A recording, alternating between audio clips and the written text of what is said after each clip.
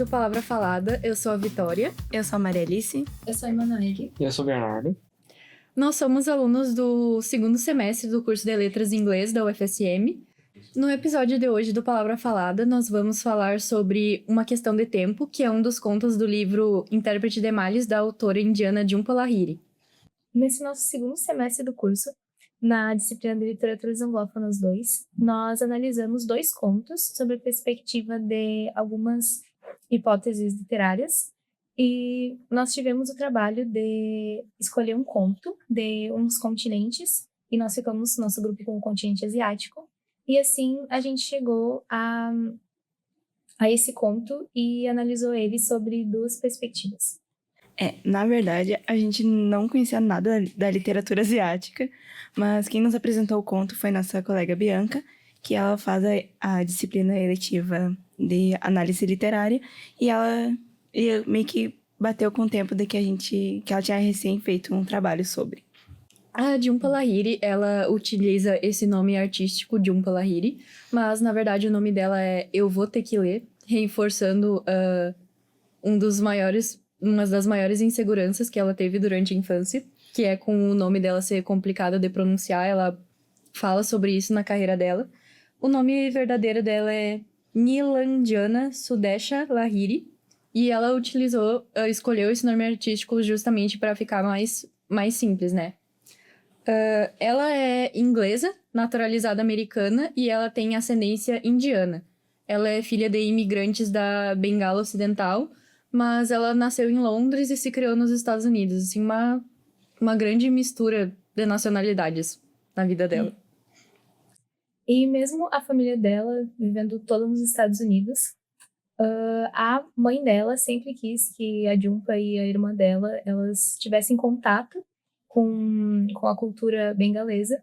E então eles estavam sempre indo lá para Calcutá para visitar os parentes. Retomando o que eu tinha falado antes sobre o nome artístico dela, durante a escola e quando ela já estava nos Estados Unidos, ela encontrou essa dificuldade na escola de que as professoras achavam o nome dela complicado de dizer, então deram um apelido Jhumpa para ela, que mais tarde ela adotou para a carreira de escritora dela. Isso fazia ela se sentir envergonhada das raízes indianas dela, e é uma coisa que ela acaba abordando mais pra frente nos contos dela, já que quase todos os personagens dos contos dela são de origem indiana.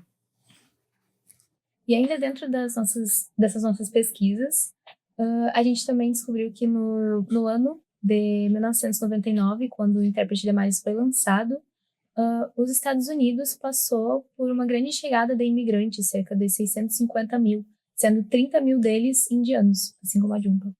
Pois é, e essa é uma coincidência bem interessante para nós, porque todos os contos, ou pelo menos a grande maioria dos contos da Jhumpa, possuem personagens de origem indiana, geralmente imigrantes, né, que espelha a própria experiência de vida dela. O conto que a gente está conversando hoje, no caso, A Questão de Tempo, que a Vitória mencionou, ela trata de 2 personagens, ambos indiano-americanos, ambos imigrantes, um casal que mora em um apartamento que está enfrentando um problema de distanciamento entre eles após perderem o bebê depois do parto. No caso, esse momento marcou os 2 personagens e a partir daí a gente começa o enredo e a gente segue os 2, percebendo o desenvolvimento dos 2. Bom, a partir desse momento, os 2 personagens, que no caso são Shobha e Shukumar, a gente acaba percebendo mudanças entre eles, ou, né, com eles, né, que eles sofrem ao decorrer do enredo. Shobha, que no caso era uma revisora de uma editora de textos, ela acaba se tornando mais fria, mais independente, mais indiferente, e mais distante de Shukumar. Enquanto isso, Shukumar, que trabalhava em faculdade, estava focado em seu doutorado, ele acaba passando mais tempo em casa. Ele acaba cozinhando mais, limpando mais a casa e se trancando no próprio quarto. Exatamente o que o Bernardo falou. Eles estavam emocionalmente distantes há meses por conta desse trauma que eles sofreram como casal. Mas Quando a narrativa realmente acontece, é quando a companhia elétrica manda um aviso dizendo que, olha, por 5 dias, depois das 8 horas da noite, ou até as 8 horas da noite, não vai ter luz por 1 hora. E então isso faz meio que eles se aproximarem, porque eles tinham que jantar juntos, porque eles não tinham muitas velas, então eles tinham que jantar juntos. E isso meio que aproximou eles, né? Reaproximou eles como casal, e eles, tipo, meio que foi acendendo uma chama que estava apagada por muito tempo. Algo importante para destacar é que na primeira noite onde houve esse apagão, a Shoba, ela propõe para Shukumar um jogo de segredos, onde, enquanto eles estavam juntos ali, para não ficar naquele silêncio constrangedor, né, aquela coisa Sim. meio ruim, ela propôs contar alguns segredos que ela nunca havia contado para ele, e em troca ele faria o mesmo. E daí, a partir desse momento, é que realmente a história começa a acelerar. E agora que vocês já estão contextualizados, assim, dentro da história do conto, a gente vai começar a falar dos dois personagens a partir de uma das vertentes literárias que a gente escolheu. Que, nesse caso, a gente vai começar com a teoria feminista. Eu acho importante a gente começar a parte dessa análise falando que a história inteira, durante todo o conto, apesar de ser narrado em terceira pessoa, a gente só sabe o ponto de vista do Shukumar, do marido, do casal na história. Pois é, e foi justamente esse foco no ponto de vista do homem que acabou por nos chamar a atenção na hora de analisar, né? Então, a gente, vendo essa perspectiva, mesmo sendo o conto, né, ele é narrado em terceira pessoa, não é em primeira pessoa, não é o Shukumar narrando, mas mesmo assim a gente vê toda a história sob o ponto de vista dele. E assim a gente também pode ver que ele é um doutorando, e que desde a morte do bebê deles, desde que eles passam por esse trauma, ele acaba ficando recluso, ele fica dentro de casa, ele fica lá sozinho, remoendo tudo. Sim, eu acho que uma coisa que ficou nítida para todos nós é o quanto ele estava deprimido e como ele não conseguia mais focar no trabalho, e tudo que ele pensava era em como ele seguia em casa e a Shoba, como ela seguia trabalhando fora, eles estavam cada vez mais distantes, cada vez mais afastados um do outro.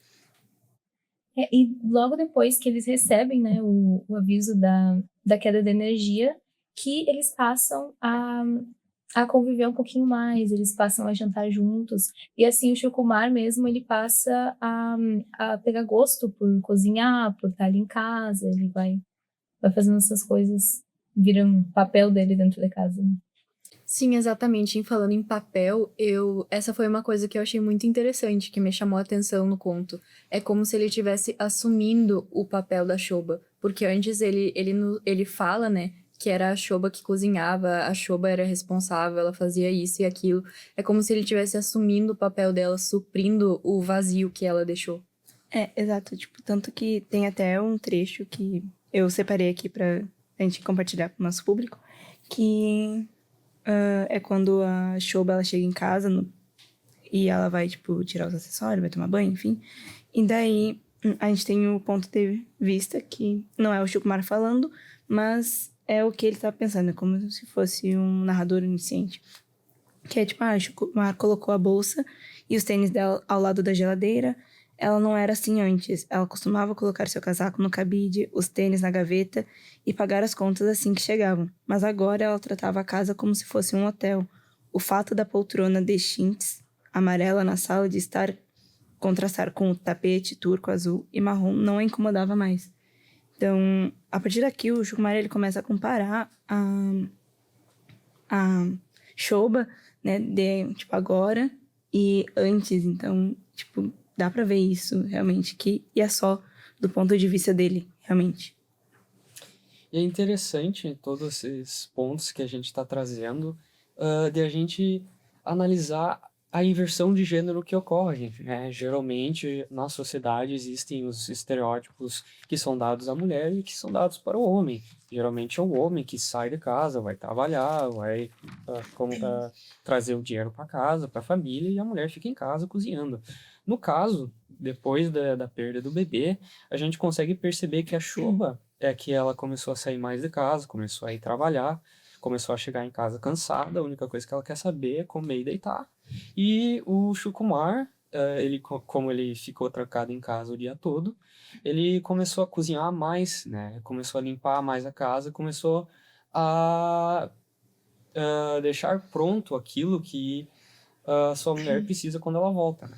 Sim, e tipo, então reforçando, né, isso que tu falou, que no decorrer do conto, tipo, essa inversão de papéis, resumindo, basicamente é que o Shukumar assume as tarefas domésticas que são, tipo, determinadas pela sociedade, que são tarefas de mulheres, e a Shoba, ela é a quem sai para trabalhar. Então, é ela que sustenta a casa, digamos assim, porque o Shukumar, como a Manu falou antes, ele ficou muito em casa depois disso, então essa é a inversão, basicamente. Pois é, a personagem da Shoba, antes disso, era bem diferente, né? Por isso que ele até fica nostálgico, né? Ela era bem mais organizada, ela fazia as compras, se preparava, meio que nunca faltava comida em casa, Sim. sempre estava tudo pronto, né? Ahn, Só que agora ela tá mais, como que eu posso dizer, indiferente, não digo preguiçosa, mas tipo, quando ela chega do trabalho, ela tira os tênis, joga pro canto assim e vai dormir, né? E o Shukumar, que antes ele estudava fora, né? Como foi mencionado antes, ele fazia o doutorado, ele estava se esforçando. Agora ele ficou em casa, cuidando de casa, ficou um pouco mais preguiçoso, né? Tanto eu digo preguiçoso, mas é por questão da depressão, né? Caso. E é bem interessante a gente perceber como ocorreu essas mudanças nos personagens. E outra coisa que acontece durante o conto é o enfoque na figura masculina. Tanto que a gente conhece a Shoba pelo ponto de vista do Shukumar. Então, ele descreve ela, né, da forma que ele descreveu no conto, mas isso é do ponto de vista dele. A gente não sabe se a Shoba realmente é assim. Porque em nenhum momento ela foi apresentada enfim, pra gente, pros leitores, né, de forma imparcial. Foi só do ponto de vista dele mesmo. Exatamente, então isso foi outra coisa que a gente concordou, que tem um silenciamento da voz dela, um silenciamento da personagem feminina do conto, já que a gente só conhece a Shoba pelo que ele tá pensando dela, pelo como ele enxerga ela. Então tem esse silenciamento dela na história. Mas justamente, né, esse silenciamento ele é quebrado em momentos específicos do conto. E já iremos falar sobre isso. Enquanto a gente quebrava a cabeça discutindo elementos da história, fazendo nosso brainstorming para análise, teve muitos elementos interessantes que a gente percebeu na história. Esses elementos, eles estão relacionados um com o outro, tipo, eles são opostos na maioria das vezes, mas eles se atraem, um traz o outro à tona. É aquela relação que quando um existe, tu também tem a ideia do outro, né? Por exemplo, quando o Shukumar, ele começa a falar de como que a Shoba era antes, tu tem essa ideia de nostalgia, mas tu também pode perceber o tom de desgosto por como que ela é hoje em dia, sabe? Sim, exatamente, tem esse contraste entre o desapego e a nostalgia. Desgosto e afeto são elementos que são opostos, mas um traz o outro à tona ao decorrer da história. E justamente a gente vê que os personagens estavam se evitando bastante, né? Eles já nem conversavam direito no dia a dia, mas justamente com esse aviso daquela energia que eles passam a ter que conviver mais, a ter que passar a ter esse convívio. Exatamente. Essa foi outra percepção que a gente teve de relação entre os elementos, é que com a escuridão veio a luz, veio a esperança pro relacionamento deles, de voltar a ser como era antes. Tem mais essa relação entre os elementos na história. Já que a gente tá falando de contrastes, assim, de opostos, a gente também pode ressaltar o segredos e verdades, que os segredos se revelam no escuro e a verdade veio com a luz. Basicamente foi quando a Shoba revelou que ela não ia mais morar com Shukumar, que ali ia ser o fim do casamento, né, do relacionamento deles.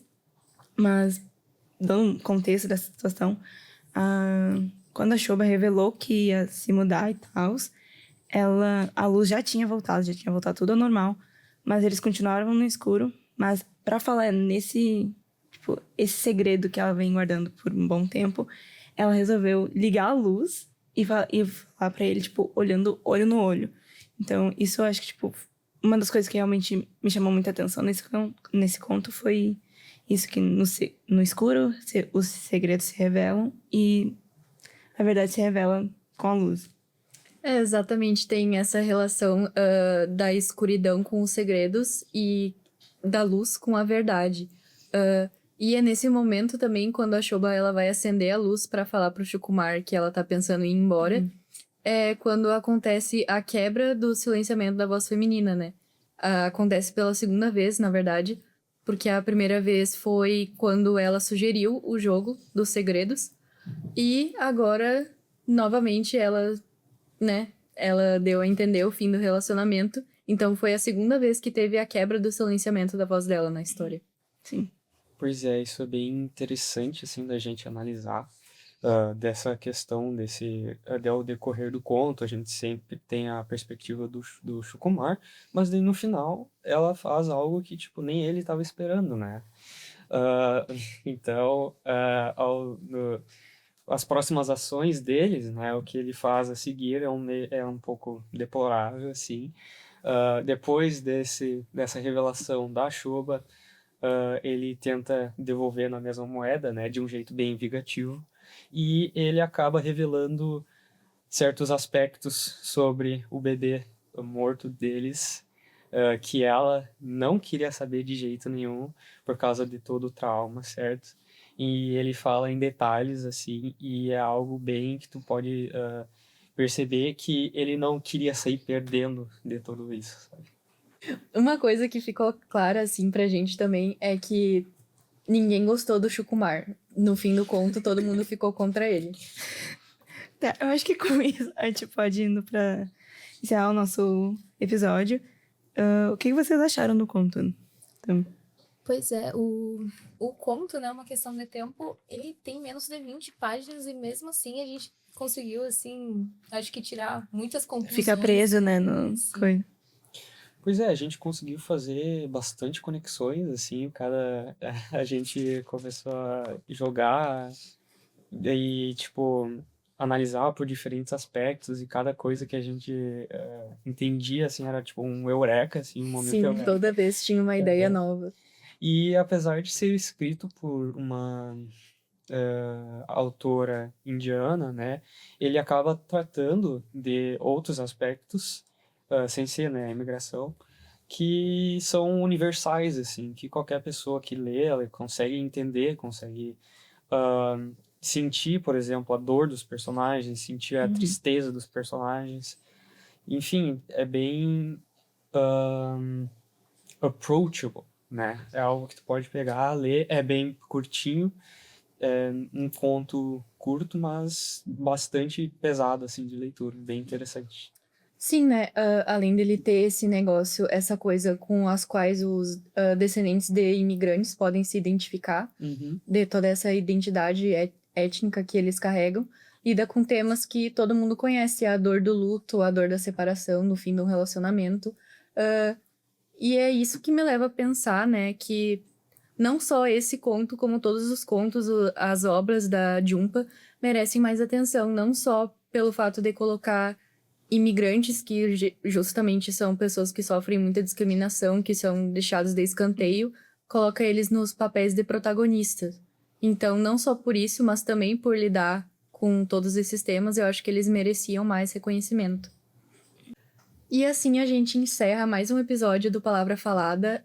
Se vocês gostaram do que a gente abordou aqui, deixem nos comentários e até o próximo episódio.